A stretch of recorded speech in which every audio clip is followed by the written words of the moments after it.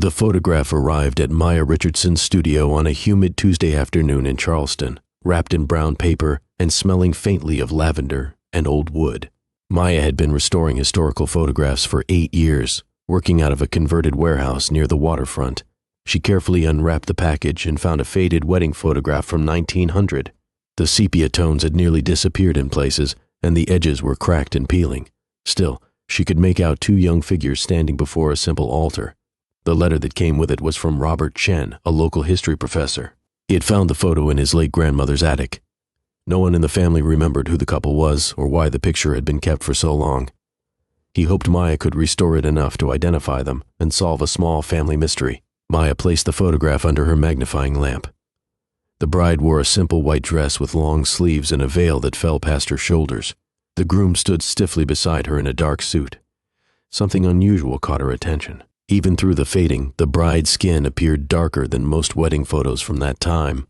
The groom was clearly white, an interracial couple in 1900 South Carolina. Maya knew the history well. Such marriages were not only socially forbidden, they were illegal and often dangerous.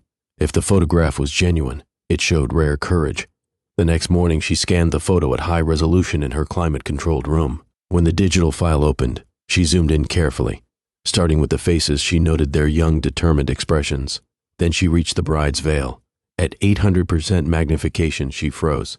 Tiny letters were embroidered into the fabric near the left shoulder. Words like safe, harbor, and what looked like numbers or coordinates. Someone had hidden a message in the veil. Maya called Robert at once. "Did your grandmother ever mention helping people or safe houses or anything about the early 1900s?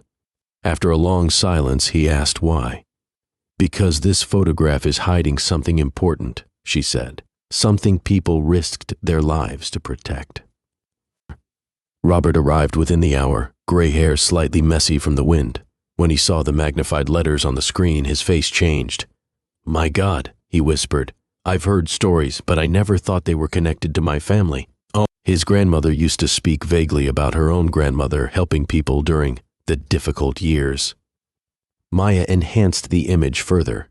Clearer words appeared. Safe Harbor, North Star Church, third house, beyond the oak. Robert recognized the name. North Star Church had been an African Methodist Episcopal church in Charleston that burned under suspicious circumstances in 1908. "This wasn't just a wedding veil," he said, standing and pacing. "It was a guide. Interracial marriage remained illegal in South Carolina until 1967. In 1900, it was almost unthinkable. Couples who wanted to marry had to leave the state, usually heading north, and returning home was extremely dangerous. Someone had created a quiet network to help them. The veils carried the map from one couple to the next. They spent hours in the special collections room of the Charleston County Public Library, searching old records. In a damaged folder from North Star Church, they found a hand-drawn map on cloth showing Charleston streets marked with small X's. One location was marked with a star and the faint letters NH. Robert realized one of the marked houses had belonged to his own great-grandmother, Elizabeth Williams. A coded letter from 1901 spoke of packages delivered safely and warned that the opposition grows bolder. The veil protects those who wear it, but only if they trust in the pattern we have woven. They visited the old family house, now turned into offices. In the basement, they discovered a sealed wooden door. A locksmith opened the rusted lock. Inside the small stone room, they found boxes of carefully wrapped veils, more than a dozen, each embroidered with the same kind of hidden messages. Under the veils lay 5 leather journals written by Elizabeth Williams between 1897 and 1906. The first entry began, "Today marks the beginning of our work. God has called us to help those whom society would tear apart."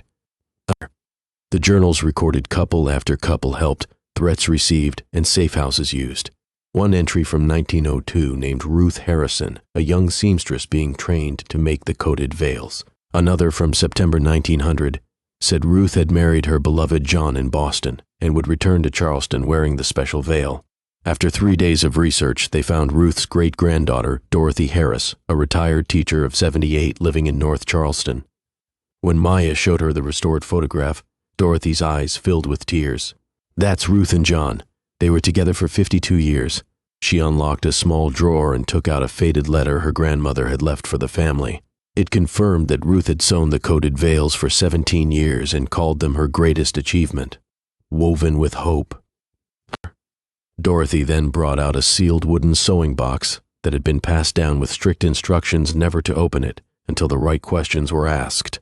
Inside were Ruth's silver scissors, spools of old thread, a faded tomato pin cushion, and a small journal full of detailed veil designs.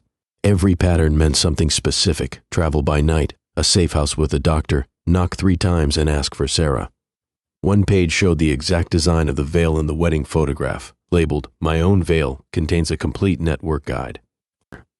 At the very bottom lay one unused veil with a small note in Ruth's handwriting: "For the last bride who needs it, may you never need it at all." Maya, Robert, and Dorothy presented the full story, journals, maps, letters, and the restored photograph, to the Charleston County Historical Society. After careful discussion, the board approved an exhibition. 6 months later, it opened on a warm October morning, almost 124 years after Ruth and John's wedding. Ruth's restored veil stood in a glass case at the center of the gallery. Panels told the story of the secret network, the 23 couples they had been able to identify, the journals, the coded maps, and the thank you letters from people whose lives had been changed. Descendants came from across the country: Boston, New York, Chicago, Los Angeles. Visitors walked through slowly. Some wept while reading the letters. Others stood silent before the display of veils, understanding the courage it took to create and wear them. Dorothy told a local reporter, "Love wins eventually. The people who tried to keep others apart through laws and hate did not succeed. We are living proof that their courage mattered." As the first day of the exhibition ended, Maya stood once more in front of the clear photograph of Ruth and John. Their faces looked calm and determined across more than a century. The hidden message in the veil had finally been revealed. But Maya understood that the true message had never really been hidden at all. It was woven into every thread, waiting for anyone willing to look closely enough. Love persists. Hope endures.